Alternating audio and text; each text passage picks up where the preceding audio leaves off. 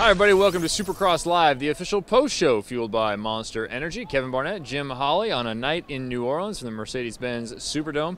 Jim, each week we come out here, we look at the track, and over the course of the day we find out which areas of the track are really going to be the difference makers. Today, unquestionably, it was the sand.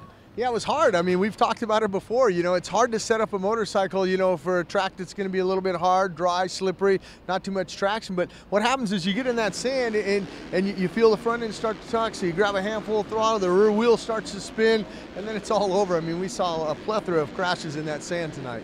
All right, it was all about Justin Barcia coming in. Could he clinch the championship?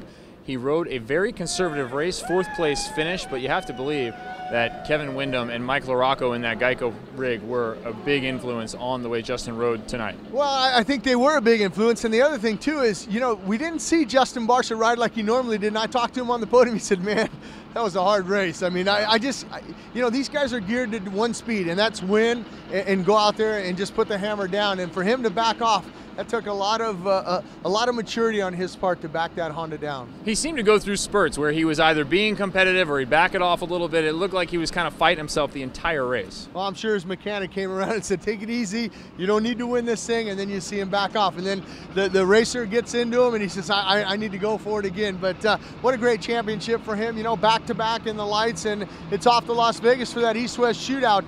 That'll be interesting. All right, the pro circuit boys up front in this race. Darren Durham, first win. Again, Mitch Payton looks so smart, pulling Darren Durham out of the 1110 mods and the black box van last year onto the more well-supported team. 1-2 for them. Blake Baggett pulling up second.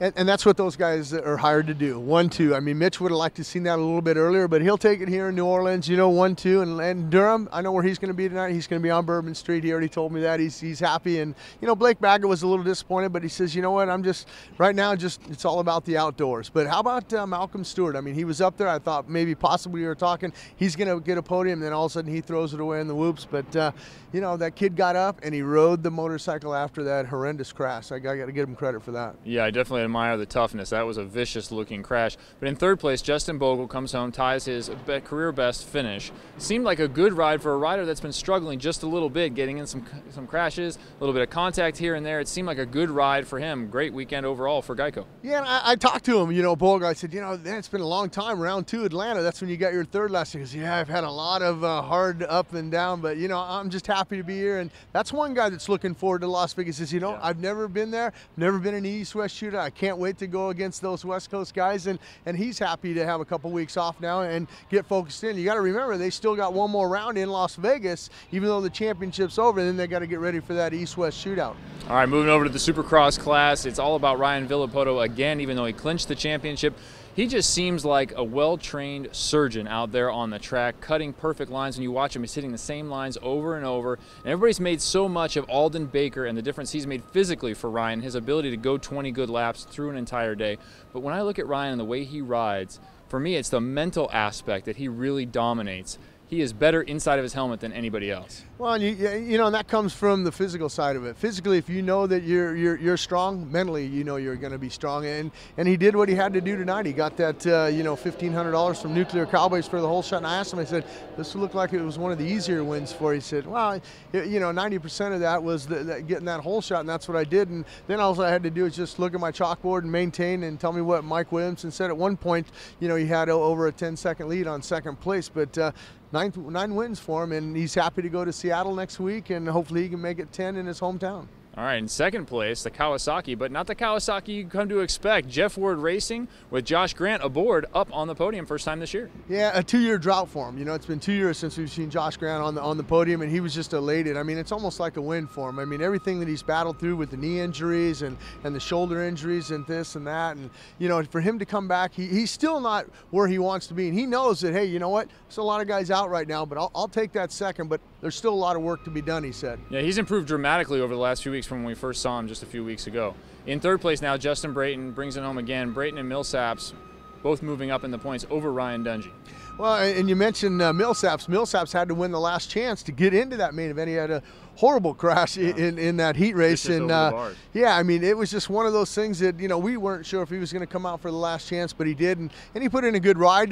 But you know, you mentioned Brayton, another podium for him, a third. He's going to be happy with it, but he had a little help. Alessi had that, and I thought maybe Alessi's going to get his first podium of 2012, but then all of a sudden he makes a mental mistake and falls down, had a hard time. He tried to start the bike in gear. He had to reach down, put it in neutral. Then he got it fired, but it was over for him. But I thought at one point, you know, Andrew Short came back, and Andrew was pressuring. But, you know, like you said, when you come back, I don't care how much riding you do or practicing. It's not like race condition. Andrew Short, you know, stepped back a little bit and backed off the pace. But also another good ride, and he threw it away. It was the man who runs that number 24 for the factory Suzuki. Brett Metcalf was up there. I thought maybe this is a chance he can get his first podium. But, you know, the podium went, you know, like you said, Villopoto, and then, you know, I thought Weimer might have got second, but it was all about Josh Grant and Jeff Ward and Kawasaki coming away with second. Then, like we said, third on that factory Honda, Brayton. Yeah, Weimer off to a good start, but then spun out and crashed in the first turn, about halfway through the first lap, pardon me, and tough race for him. But you mentioned Short, 5th place on a factory Honda, kind of an unsure situation. It seems like Short and Metcalf are both in a situation where they're riding for next year and they have to have a good outdoors. Oh, you said it, I did, and they're riding for a contract, and you know they got to put in good performances in Supercross, but you know, come outdoor season, they got to really shine in the outdoors. All right, will Ryan Villopoto win out? That would be 7 in a row and 12 overall for the year if he's able to win out the next 3 races. Going to be Seattle, Salt Lake, and of course Las Vegas will be the finish. Jim, you think he's going to win out? I mean, the only thing that's going to stop him is if he goes down in that first turn, you know. And we saw it happen tonight. I mean, there was 5 or 6 guys that went down that first turn. I mean, anything can happen, but you know, he's on a rail right now. He's riding in his own zone, and you know, I mean, if I wouldn't bet against it though. All right, West Lights regional class returning next week. Got to get used to the names again. We're looking at Dean Wilson.